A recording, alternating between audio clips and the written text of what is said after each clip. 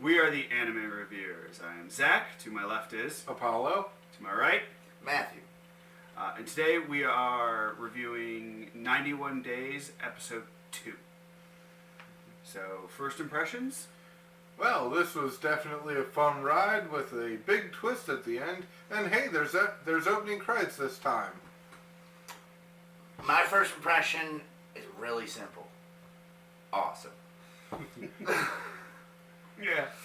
I gotta agree with that. It's short, sweet, and yeah, it's just awesome. That's a pretty simple. Yeah. I think we can all agree that for a first impression, like that.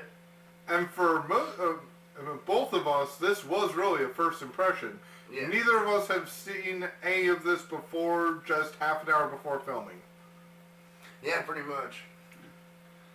So for you guys, any noteworthy scenes?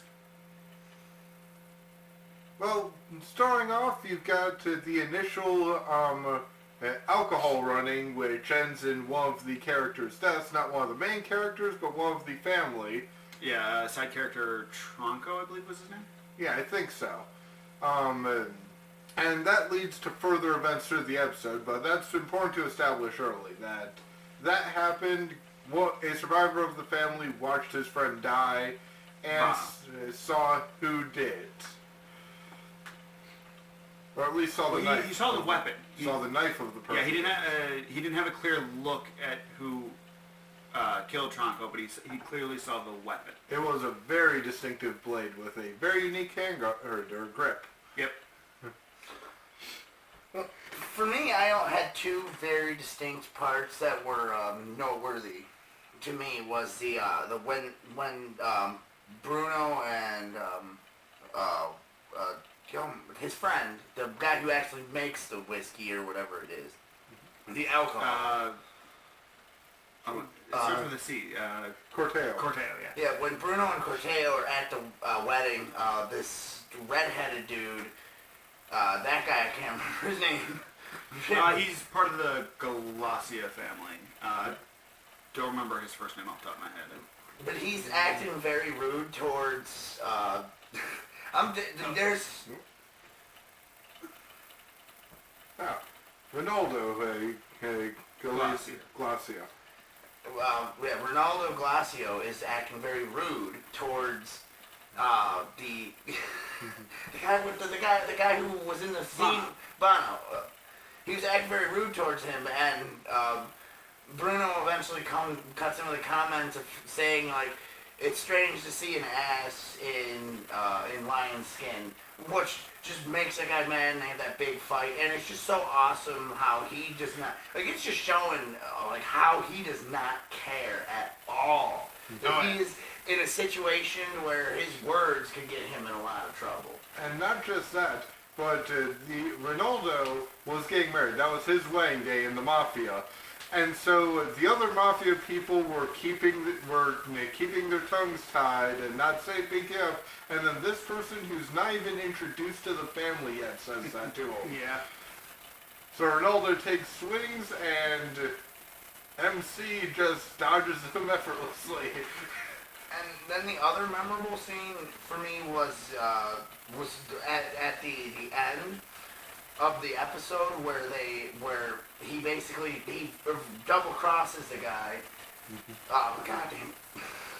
When Bruno double crosses Vano. Yeah, when Bruno double crosses Vano, that scene is just so awesome because just his look of surprise but not surprise. Like it's kind of because that's what's so great is it's part of the life, and everyone is, even your best friends could be your enemies. And those two scenes really stick out to me for this episode, and like they're part of the reason why it felt so fast. And I was just shocked when it was over. Yeah. And this one definitely had like 4 key points to its story structure because you had that introduction with the booze runners and the one getting killed, the other surviving by clinging to the bottom of the car that drives away. Then you have the wedding scene. Then you have Bruno getting a job to kill the Fango, the guy who had attacked the bar in the first episode. And he botches that job, And you think, okay, he's never killed before he admits that, or he at least says that. But then later on, you find out that that might have been a big brain gameplay, and it's the double cross. And he kills without hesitation. Yeah. I think it's a really kind of, I understand how it can be very easily overlooked, but there are two other minor scenes that I think have importance. One is at the wedding. Nero gets called away from the wedding to go have a conversation with his father in his office. Mm-hmm. And in there, they're talking about the three major families that are at play. The Orco family, the Galassia family, and the Venetti family, which Nero is part of. And his father, Nero wants revenge for what happened, but his father correlates the whole situation to smoking a cigar, where taking time is important, it matters. That yes, I get where you're coming from, but we need time. The person who sprints ahead can trip. That was the person that sprints ahead can trip and fall. Which is a great analogy. Which is a great analogy. And I also like Nero's response to it, because Nero's response is, there's another saying, God helps those who help themselves. And it's a very interesting, to me I found it very interesting just because of that sort of, Nero's probably the one that's getting set up to take his father's place in life. So I like the difference in viewpoints of how things should be handled within the family. Is you have the old guard way of taking time, making sure things are done right, and Nero's very sort of brash and take action now mentality, and just showing that dichotomy of the two. Because shortly after the wedding scene, it's Nero, Vano, and two others sitting around and have a little dinner thing, where they talk about killing Fongo. Yeah.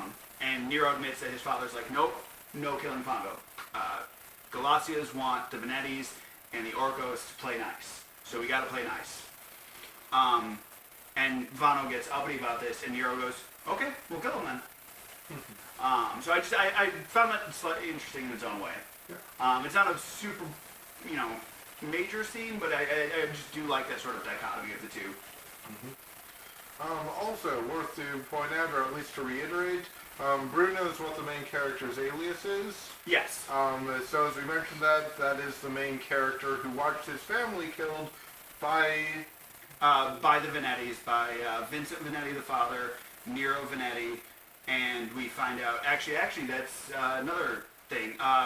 Nero has a letter that lists the three people that were at his house when his family were killed, and it lists them by name. It's Vincent Venetti, Nero Venetti, and Vano. Clemente, I think it's Clemente. Yeah, Clemente. Okay. Which is why he double crosses him at the end. Which I thought actually was, unless anyone else has anything else to say about that. That was why it was such a such a memorable scene to me, is because I thought it was going to be a little bit slower pace. He was going to take his time, build their trust, so he can get them all with some like poisoning or exploding or something. No, just gonna. Oh, I have my chance to. I've lured you to separate you from everyone. Wow. Yeah, that's exactly what I was gonna. Yeah, I thought the whole thing, again, like you were saying, okay, he's going to do this job, he's going to gain trust, take his time. He botches the job at first. I was thinking, oh, he's an amateur, but then it's like, wait, maybe that was his plan from the very beginning, was to botch the job, to create greater conflict and destroy all of these families together by making them fight each other. Yeah. Yeah, definitely thought there was going to be a really interesting mob war in the future, which still probably will be. I suspect that there will be, because Vano does, although Bruno botches the job at killing Fango, they do end up capturing Fango's ally, Serpente, and Vano kills him on Tronco's grave. Yes. And that was the guy who had the knife that killed his friend at the beginning of the episode. Yeah. Oh. And I not really a scene in particular, but I'm really enjoying the music for this show. Oh, yeah. A lot. I don't want to spoil the twist at the very end after the credits. I think that's actually poor taste. Yeah. That's too Please fun. watch that on your But own. at the end of the It's credits, absolutely worth it. there's a really awesome twist, and it's awesome. The only thing I will say is that we'll probably have to spoil it next week. Yeah. Yeah. Yeah. Watch it before you watch episode 3's review. Definitely. Yes. But yeah, no. What do you guys feel about the music for this one? It's awesome. It stands out, and it's very Italian. Like, I don't have as much of an ear for that, but it captures the scenes well. Like, it feels authentic. Nothing feels out of place. I just love how they had opera. The Don Nero's father was listening to opera. The whole conversation is backdrop with this beautiful opera, and it's a male opera singer at that. It's not usually you'll hear female. It's a male opera singer, which very common in Italian opera. And then you have I forgot the name of that Italian string instrument that you play. That you play, but that people that's common in Italian music. And Unfortunately, I don't know it. It's in the, like, when they're driving the cars around and stuff, when they're going to assassinate Fango, thank you. Assassinate Fango. They have that music playing while they're driving up to and basically getting ready to go get him. Yeah. And it really I remember the exact scenes. It sticks out. It really helps bring out the scene, which is so. Such a everything about this show is very well done. Oh yeah. I just keep reiterating that. There's music's great, the art's great. And another key plot point was again in that botched assassination, Fango was in the middle of being intimate in a kinky way, to be polite.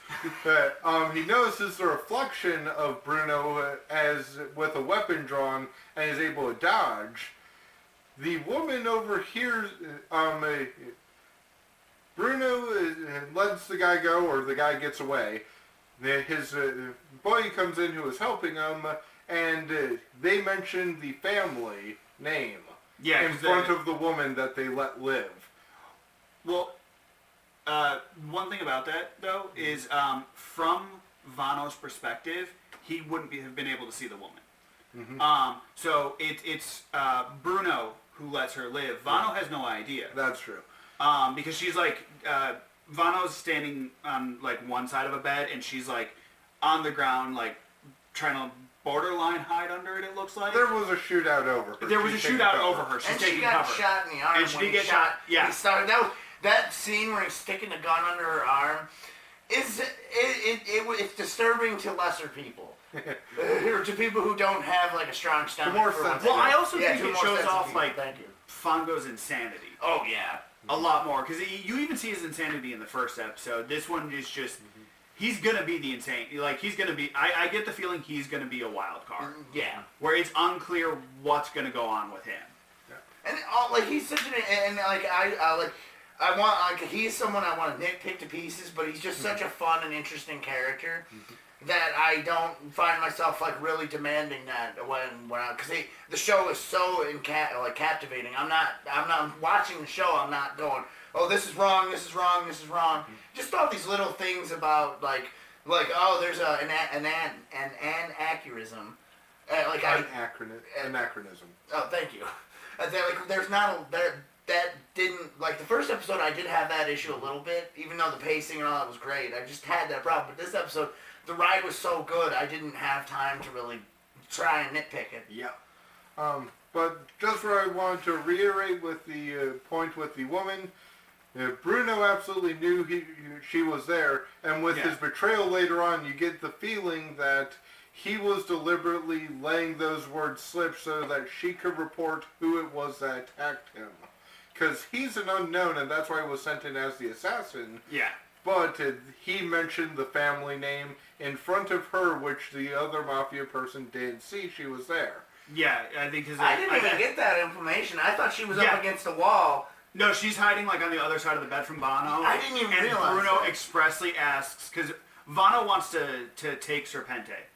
And Bruno directly asks him, wouldn't it be bad if a Venetti kills an Orco? So he does not he's not trying to hide the fact wouldn't it be bad for you to kill him. He's making it very deliberate that he's talking about the two families. And that, with botching the job, makes me think that was just a deliberate play Oh, absolutely. to just start a war. Yeah, Yeah, I absolutely agree with that interpretation. That's what I thought. I figured that after the fact, because I kind of assumed maybe he didn't do it on purpose. But as soon as he double crosses him at the end, I was like, yeah, he probably didn't. He didn't shoot him because but he was in. He did have his hand wrapped in the gun he had wrapped up, so that would make it a little harder to where you're hip firing. But he didn't need to, is the thing, and he was waiting, looking like an assassin when the guy spotted him. We don't know how long he was there. Yeah. Yeah. I He thought could've again, been if like, I "Come saw on, that notice and I was me." about to shoot someone, I'd be like, really?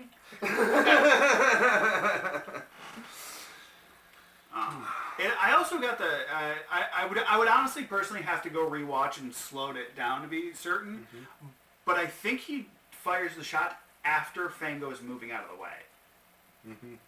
Yeah, that is because he sees his reflection and he's not like aiming down. He's pointing. He's sitting there pointing. Yeah, at he's sitting it. there pointing it. Yeah, he didn't And then- step into frame. He was already Yeah, there. he was already there holding it out when Fango Yeah. noticed him. Fango moves and then there's a gunfire. Yeah. I think. I like I said, I'd have to be really nitpicky about the timing on that. But I think he fires after Fango starts Maybe moving. also his inaccuracy could have been resolved because that girl or woman was there. There's And that too. He didn't want to. He didn't want. Like to me, he didn't. It didn't look like he wanted to hurt her. Yeah. Because he clearly covered. Even though he had that, like he like she was like begging him not to hurt her, and he just has this look in his eyes like it's not gonna happen. Yeah. Final thoughts? I mean, again, very good episode. Just like we said at the beginning, I absolutely look forward to what happens next. Awesome. Definitely look forward to what happens next. Oh, I'm gonna watch this whole. I'm gonna watch this whole show. I'm This bad. episode's I'm already the sold bad me. one of this group, and I watched this ahead of time. But because of that, you were able to recommend it to us. Yes, and I'm so glad I did. I hope you guys are. I do really honestly hope you guys are enjoying it. And I hope all of you that go check this out enjoy it. It is a great noir mafia anime series.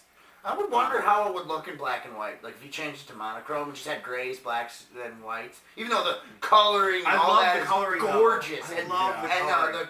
the look, but it could really be done in black and white as well. Like, of the mafia movies I've Because seen, of noir, because it's Yeah, noir. 'cause That's noir, the only yeah. reason. Because I love watching noir stuff in black and white. Yeah. Like the Dick Tracy movie from the '90s. That's not very good, but also awesome all at the same time. Yeah. The movie's so full of colors and all this like beautiful stuff. When that could also be because it was kind of filmed in that style. It could be black and white, and it's actually I've watched it black and white. It's actually kind of interesting. yeah, I mean, of the different anime I've seen that do mafia-style things, Prohibition era, this one does seem like that style would fit better than any of the other ones. Like, Bakudo is my go-to. It's my favorite of the mafia style so far. I don't know. This might overtake it, though. Ooh. We're only 2 episodes in, but the fact it's a straightforward story and easier to follow. I mean, it's definitely a complex story, but it's told in order, and that makes Yeah. a big difference when you're following the story. Stylistically, this one would match the noir style a lot closer, because Bakudo's also got the supernatural mixed in.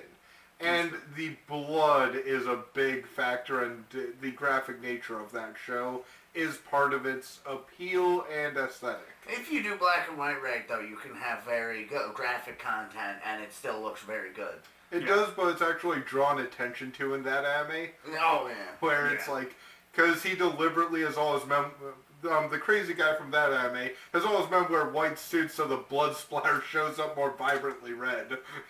Reverse Spartan. Yeah. But Yeah. So final thoughts. Definitely watch it. Yeah. For sure. Absolutely. Yeah. I guess that wraps it up for us Yeah. then. Once again, we have been the Anime Reviewers. I am Zach, and to my right, Matthew. and to my left. Apollo. See y'all next time. Y'all come back now. You hear? Hi everyone, hope you enjoyed that video. If you enjoyed it, don't forget to like, comment, and subscribe. And please follow us on Twitter.